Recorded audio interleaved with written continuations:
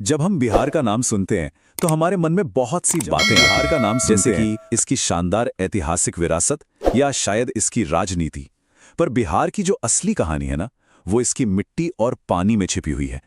तो चलिए आज बिहार के भूगोल की उसी पहेली को समझते हैं, जहां नदियां एक ही साथ जिंदगी देती भी हैं और सब कुछ छीन भी लेती हैं। अच्छा, चलिए एक सीधे से सवाल से शुरू करते हैं। भारत का वो कौन सा राज्य है जहां बाढ़ कोई खबर नहीं बल्कि हर साल की एक सच्चाई है? एक ऐसी सच्चाई जो बहुत विनाश लेकर आती है। इसका जवाब शायद आपको चौंका दे। वो राज्य है बिहार। और जरा इस आंकड़े को देखिए, लगभग 73%। जी हां, बिहार की करीब करीब 3/4 जमीन पर हर साल बाढ़ का खतरा मंडराता है। और ये आंकड़ा भारत के किसी भी दूसरे राज्य से कहीं बहुत ज्यादा है। अब जरा इस नक्शे पर नजर डालिए। ये जो पूरा का पूरा नारंगी हिस्सा आप देख रहे हैं ना, ये वो सारे इलाके हैं जो हर साल बाढ़ की चपेट में आ जाते हैं। ये सिर्फ एक नक्शा नहीं है, ये लाखों लोगों की जिंदगी की वो हकीकत है जिससे वो हर साल जूझते हैं। तो सवाल ये उठता है कि आखिर बिहार की ही ये स्थिति क्यों है? इसे समझने के लिए हमें सबसे पहले बिहार के भूगोल को, मतलब इसकी बनावट को देखना होगा। देखिए, इसका जवाब इसके भूगोल में ही छिपा है। बिहार एक लैंडलॉक्ड राज्य है, मतलब ये चारों तरफ से जमीन से घिरा है। इसका कोई किनारा समंदर से नहीं लगता। इसके उत्तर में है नेपाल का हिमालय, तो दक्षिण में है झारखंड का पठारी इलाका, और इन दोनों के बीच में फैला है गंगा का बहुत बड़ा और उपजाऊ मैदान। और बिहार के इस विशाल मैदान के दिल से होकर गुजरती है एक नदी जो इसकी पहचान है, और वो है गंगा। इस नक्शे को देखिए, गंगा नदी बिल्कुल एक लकीर की तरह पश्चिम से पूर्व की ओर बहती है और बिहार को दो अलग अलग हिस्सों में बांट देती है। एक है उत्तर बिहार और दूसरा है दक्षिण बिहार। और ये सिर्फ जमीन का बंटवारा नहीं है, ये समझिए कि ये इन दोनों इलाकों की किस्मत का भी बंटवारा है। उत्तर और दक्षिण बिहार, ये दोनों एक दूसरे से बिल्कुल अलग हैं।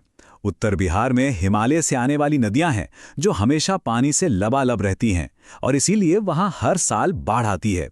वहीं दूसरी तरफ है दक्षिण बिहार, जहां पठार से निकलने वाली मौसमी नदियां हैं और वहां हमेशा सूखे का डर बना रहता है। तो चलिए पहले गंगा के पार चलते हैं उत्तर की तरफ और उत्तर बिहार के मैदान को थोड़ा और करीब से समझते हैं। उत्तर बिहार का मैदान आप समझिए कि नदियों के एक घने जाल से बना हुआ है।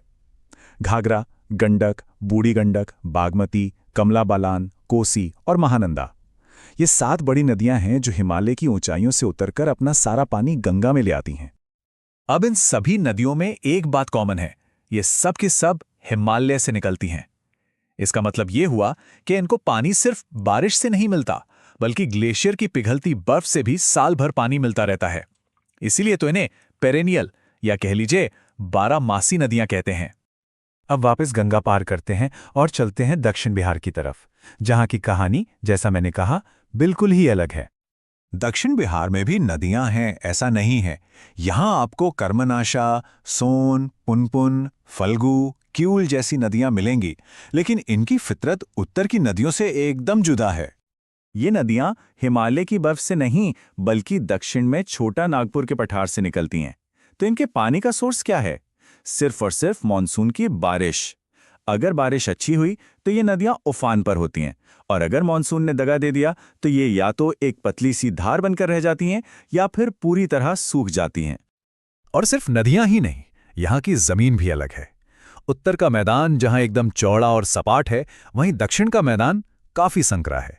और यहां आपको गया, राजगीर और खड़गपुर जैसी छोटी छोटी पहाड़ियां भी देखने को मिलेंगी, जो इस इलाके को एक अलग ही पहचान देती हैं। तो अब आप समझ रहे हैं ना कि बिहार की ये दो अलग अलग भौगोलिक सच्चाइयां कैसे नदियों से ही जुड़ी हैं। यही नदियां एक तरफ वरदान हैं तो दूसरी तरफ एक बहुत बड़ा अभिशाप, जो बाढ़ और सूखे के रूप में हमारे सामने आता है। ये दो नक्शे मेरे ख्याल से ये बिहार की पूरी कहानी कह देते हैं। एक तरफ देखिए उत्तर बिहार, जो हर साल बाढ़ के पानी में डूबा रहता है, और अब दूसरी तरफ देखिए दक्षिण बिहार, जो पानी की एक एक बूंद के लिए तरसता है। मतलब कमाल की बात है ना, एक ही राज्य में कहीं पानी की इतनी ज्यादती है तो कहीं इतनी कमी। देखिए, उत्तर की नदियां हर साल अपने साथ पहाड़ों से बहुत उपजाऊ मिट्टी लेकर आती हैं, जिसे जलोढ़ मिट्टी कहते हैं। ये खेती के लिए एक वरदान है। लेकिन यही नदियां अपने साथ विनाशकारी बाढ़ भी लाती हैं, जो फसलें, घर और न जाने कितनी जिंदगियां तबाह कर देती हैं। और यही है अभिशाप।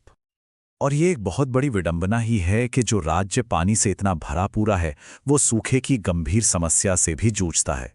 खासकर दक्षिण बिहार में जब मॉनसून कमजोर पड़ता है तो इन मौसमी नदियों को पानी नहीं मिलता और वहां सूखे के हालात पैदा हो जाते हैं। तो आखिर में सवाल यही है कि बिहार अपनी नदियों के इस दोहरे चरित्र के साथ कैसे आगे बढ़ेगा? क्या इस अभिशाप को वरदान में बदला जा सकता है, ताकि बाढ़ का पानी विनाश नहीं बल्कि विकास लेकर आए और सूखे खेतों तक भी जीवन पहुंचे? शायद इन्हीं सवालों के जवाब में बिहार का भविष्य छुपा है।